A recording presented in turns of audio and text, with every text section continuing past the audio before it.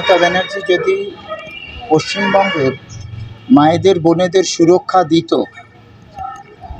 যদি আরজি কর নিয়ে সঠিক তদন্ত করত, এবং অ্যারেস্ট হওয়া দরকার তো শুধু ওনার নয়, প্রাক্তন সিএমের হওয়া উচিত। কারণ সমস্ত যে তথ্য এইচএসসি হাবিব মিডিয়া ও শেখানা টিভি, আমি শেখ হাবিব রয়েছি আপনাদের সঙ্গে। আমি এই মুহূর্তে উপস্থিত আছি হুগলির চণ্ডীতলা থানার মধ্যে আছি। আজ 13ই আগস্ট বৃহস্পতিবার ঠিক বেলা 11টা নাগাদ যে আরজি কর অভয়াকাণ্ডে নির্মল ঘোষকে অনেকে গ্রেপ্তার করেছেন। নির্মল ঘোষকে কলকাতা অভয়াকাণ্ডের নির্মল ঘোষকে গ্রেপ্তার নিয়ে প্রসেনজিৎ বাগ কী বললেন তা আপনাদের দেখাবো বা শোনাবো। প্রসেনজিৎ বাগ এমনটাই দাবি জানিয়েছে, ওর আগে অ্যারেস্ট হওয়া দরকার ছিল মুখ্যমন্ত্রী মমতা বন্দ্যোপাধ্যায়, আরও আগে অ্যারেস্ট হওয়া দরকার ছিল।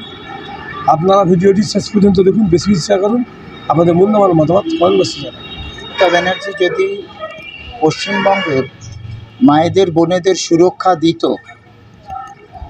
যদি আরজি কর নিয়ে সঠিক তদন্ত করত, এবং অ্যারেস্ট হওয়া দরকার তো শুধু ওনার নয়, প্রাক্তন সিএমের হওয়া উচিত। কারণ সমস্ত যে সেগুলো তো লোপাট করেছেন উনি নিজে।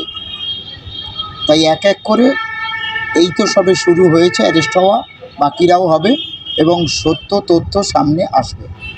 বিশ্বাস আছে তাড়াতাড়ি পাওয়া যাবে? নিশ্চয়ই আপনি সরকারের উপর বিশ্বাস রাখুন, কারণ এই সরকার মানুষের সরকার, আর মানুষ এই কারণেই এনেছে যে মানুষ ন্যায় পাবে, অভয়াও ন্যায় পাবে, তার মা বাবা ন্যায় পাবে। পাচ্ছেন না, গিয়ে ঘুরে ঘুরে চলে আসছেন, তো সেই জায়গাতে আপনারা কি চিন্তা ভাবনা রেখেছেন? আপনাদের সরকার কিভাবে তাদেরকে পরিষেবা দেবে? দেখুন, সরকারের খুব স্পষ্ট বার্তা। সরকার চাইছে তারা আসুক, তারা কাজ করুক, কিন্তু বহু পঞ্চায়েতের প্রধান আছেন, পঞ্চায়েত সমিতির সভাপতি আছেন, যারা নিয়মিত আসছেন না।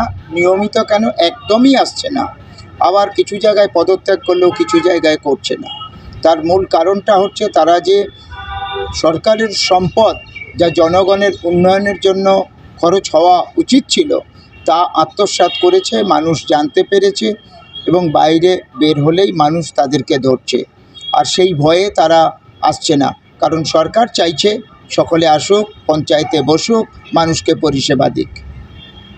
তৃণমূলের এই টিম থেরাপি বা তাদের হয়তো যে দুর্নীতি রয়েছে সেই কারণেই হয়তো তারা আসতে পারছে না। দেখুন, ভারতীয় জনতা পার্টির কোথাও কোনো কার্যকর্তা কোনো তৃণমূলের নেতার গায়ে হাত দেবে না। আজকে যে দেখতে পাচ্ছেন যেখানে, তার তৃণমূলেরই আরেকটা গোষ্ঠী, যাদেরকে দীর্ঘদিন ধরে একই সাথে তৃণমূল করলেও ওই ভাগ বাটোয়ারা নিয়ে গণ্ডগোল ছিল, আজকে তারাই কিন্তু রাস্তায় তৃণমূলকে ধরে পেটাচ্ছে, ডিম ছুঁড়ে মারছে। আজকে তাদের ভয়েই পঞ্চায়েতের প্রধানগুলো পঞ্চায়েতে পৌঁছাতে পারছে না। ভারতীয় জনতা পার্টির কোথাও কোনো কার্যকর্তা কোনো জায়গাতেই তৃণমূলের কোনো নেতার গায়ে বা পঞ্চায়েত প্রধান, সমিতি সভাপতি কারো উপর কোনো রকম টর্চার করেনি, করছে না। কারণ ভোট পরবর্তী কোথাও কোনো হিংসা হয়নি।